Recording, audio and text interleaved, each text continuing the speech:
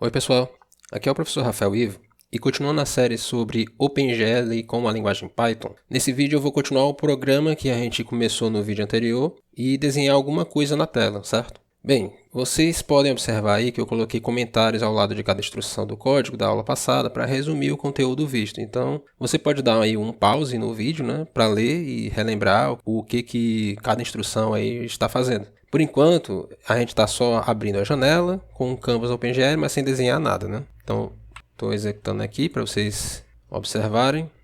Tá? Então, a gente só tem aqui essa janela preta, né? A única coisa que eu fiz de modificação foi colocar os comentários e colocar esse título aqui diferente, né? Para o segundo vídeo. Beleza. Vamos primeiro analisar aqui a instrução glfw swap buffers, tá? Essa instrução, ela empurra um frame buffer, ou seja, uma imagem para a janela para ser exibida. E o que seria esse frame buffer? Basicamente, é uma região de memória contendo as informações de cor para cada pixel. Ou seja, ela é meio que uma matriz contendo os valores RGB de cada pixel. Esses valores, eles são números de ponto flutuante indo de 0 até 1.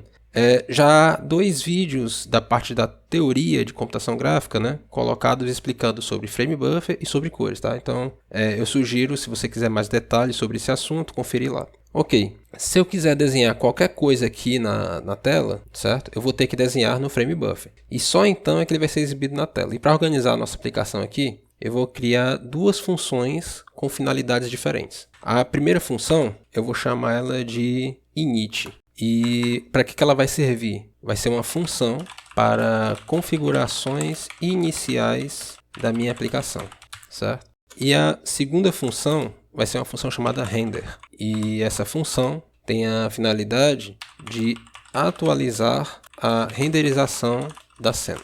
Okay? Então, muitas vezes quando a gente estiver fazendo uma aplicação, né, vai ter que pegar e redesenhar várias e várias vezes as mesmas coisas. Então, eu estou criando essa função aqui para isso. Certo. Esse frame buffer aqui precisa ser inicializado, tá? Porque como é um espaço de memória vem com lixo de memória. Então eu preciso limpar. Nas configurações iniciais, eu vou definir qual vai ser a cor padrão a ser colocada no fundo da minha janela. Okay? E para você definir essa cor, você usa a instrução gl clear color. Ela não vai limpar ainda o frame buffer, ela só vai definir a cor que você vai colocar no fundo. Então aqui eu vou definir a cor branca. Então se eu quero a cor branca, eu tenho que botar no máximo o vermelho, o verde e o azul. Então 1, 1 e 1, já que os valores vão de 0 até 1.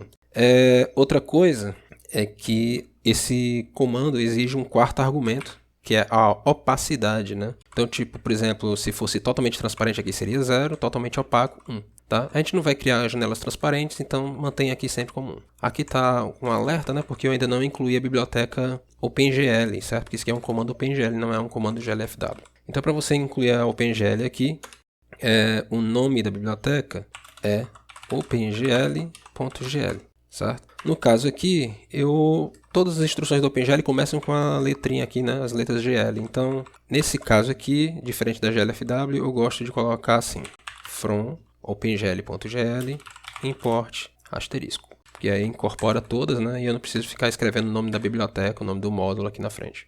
Ok, isso aqui eu defini a cor que eu vou colocar no fundo da minha janela. E agora eu vou dizer o seguinte, toda vida que eu for redesenhar a minha janela, eu preciso começar limpando o frame buffer com essa cor de fundo aqui. E para isso, você vai colocar a instrução gl clear, ok? Bem, essa instrução de glclear, ela limpa vários buffers, não somente o buffer de cores, que é o que a gente está querendo aqui para desenhar. Então a gente precisa definir qual o buffer que a gente quer limpar. E no caso aqui, eu quero o buffer de cores, frame buffer de cores. Então, gl color buffer bit. Okay? Então aqui eu estou dizendo que eu quero limpar o frame buffer, ou seja, o buffer de cores. Certo, agora que eu já inicializei o frame buffer da minha aplicação, vamos tentar fazer o seguinte. Eu criei essas 2 funções, mas não estou colocando ela em canto nenhum, né? Essa função é de configurações iniciais, então eu tenho que colocar ela aqui, antes de começar o laço, certo? Então eu vou chamar ela aqui, ok? E a função render, ela é para atualizar a cena o tempo inteiro. Então ela vai vir dentro do laço e vou adicionar ela aqui, entre o tratamento de eventos e entre a troca de frame buffers. Então vou executar aqui agora. Vocês observam aí que a minha janela já mudou, né? Agora ela está com o fundo branco. Se eu viesse aqui no Color e trocasse, sei lá, por 100 aqui, o resultado que eu teria seria uma janela de fundo vermelho, ok? Vou voltar com o fundo branco mesmo.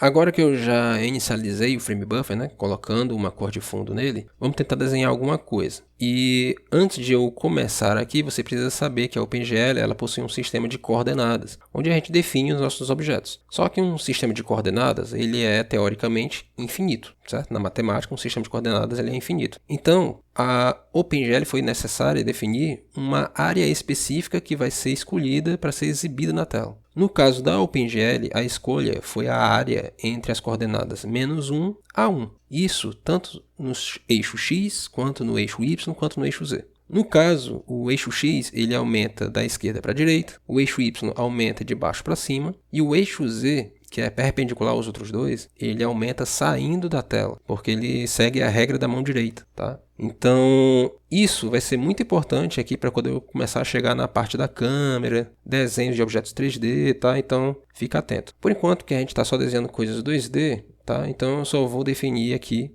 desenhos usando as coordenadas x e y. Como é que eu vou fazer aqui agora para desenhar alguma coisa? Eu vou desenhar um triângulo usando o OpenGL Legacy, ok? Então, vou colocar aqui glBegin, glEng aqui na minha função render. No OpenGL Legacy, para você desenhar qualquer coisa, você começa assim, begin e end. E entre esses dois, você vai colocar os vértices do objeto que você está querendo desenhar. E no caso, você tem alguns tipos de objeto que o OpenGL fornece para você, tá? Uma delas é triângulos. E para você definir que você vai desenhar triângulos, você escreve aqui GL Triangles, ok? Então aqui você está dizendo que você vai adicionar triângulos. O próximo vídeo será sobre primitivas, tá? Então fica atento aí que eu vou explicar melhor sobre isso daqui. Ok, dentro aqui de triângulos, eu vou dizer quais são os vértices que eu quero desenhar. Então eu vou colocar aqui glVertex 2F, ok?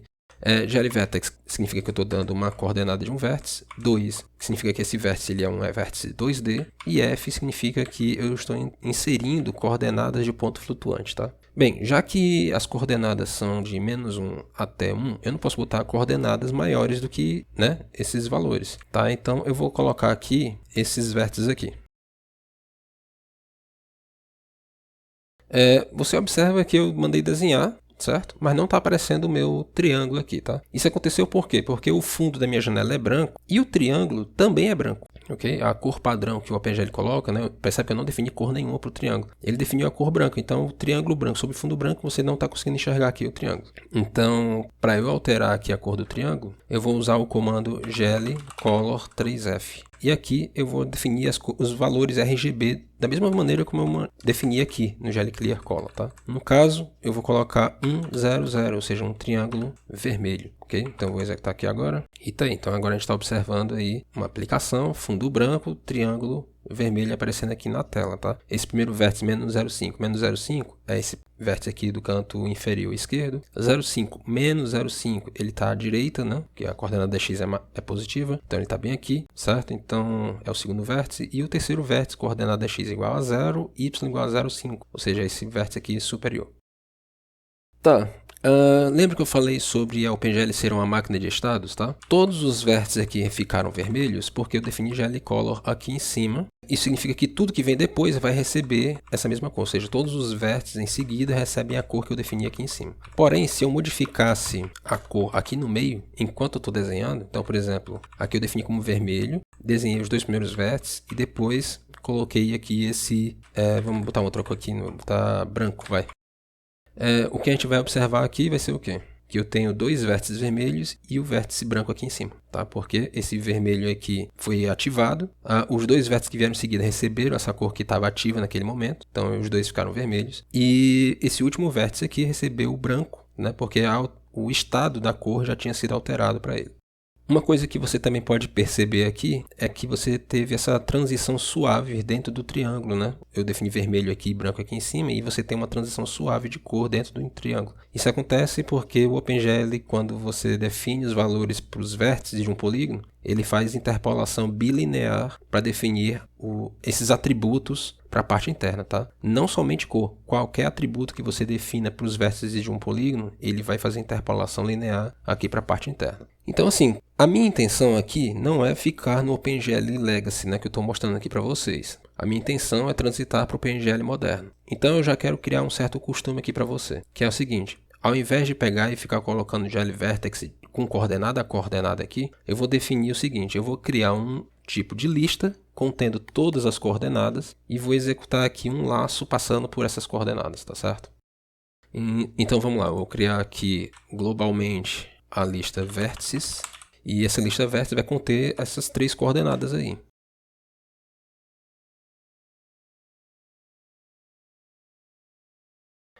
E agora que eu defini aqui a minha lista de vértices, o que eu vou fazer? Eu vou fazer um laço passando por cada um desses vértices, né? No caso da linguagem Python, eu posso fazer um laço por todos os elementos de uma lista dessa maneira. For v in vértices. E aqui no caso eu coloco gl vertex 2fv.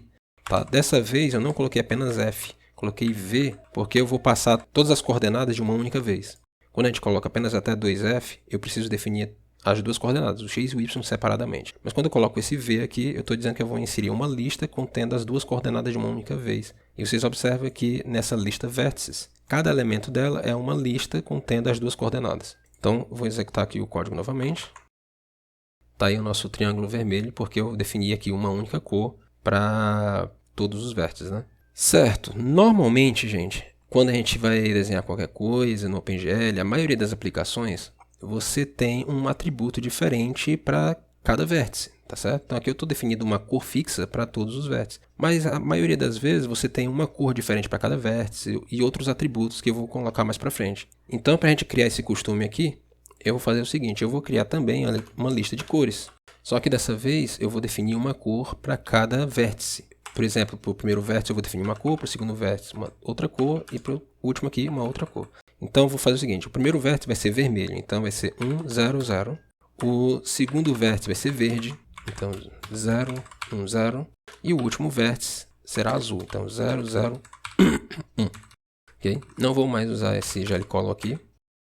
Eu quero fazer um laço que passe pelas duas listas, né? Pelas duas listas ao mesmo tempo. Então eu já não posso fazer dessa maneira aqui. Eu poderia fazer aqui com range, né? Indo de 0 até 3, mas ao invés de fazer isso, eu vou fazer o seguinte: eu coloco duas variáveis aqui como se fosse uma tupla, v e c, e aqui do lado eu tenho que botar vértices e cores, que são as duas listas que eu quero transitar. Esse v vai receber elementos de vértices, esse c vai receber elementos de cores. Se você botar apenas dessa maneira aqui, vai dar um erro na linguagem Python.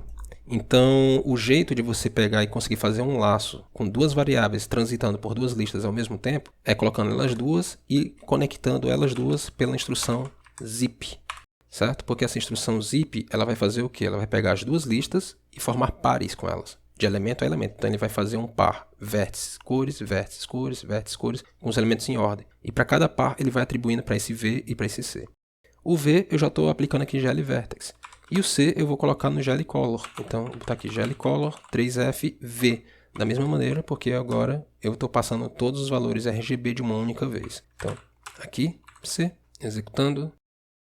E está aqui o nosso triângulo, agora com as 3 cores diferentes para cada um dos vértices, interpolação linear para a parte interna, tudo bonitinho, né? E bem, pessoal, por hoje é só. Nesse vídeo eu falei de frame buffer, de sistema de coordenadas padrão do OpenGL, de cores e etc, tá? E mesmo usando o OpenGL Legacy ainda, eu estou preparando o código aqui para usar o OpenGL moderno, beleza? No próximo vídeo eu vou resumir aqui as primitivas OpenGL, continuando esse código, e que eu estou construindo aqui, tá? Me diga aí nos comentários se você teve sucesso acompanhando aqui o tutorial, e se eu tiver dito alguma coisa errada ou se tiver alguma dúvida, deixa aí nos comentários que eu vou procurar responder, beleza? Se gostou do conteúdo, curte e compartilha, que isso ajuda bastante na divulgação do canal, tá? Então, até mais.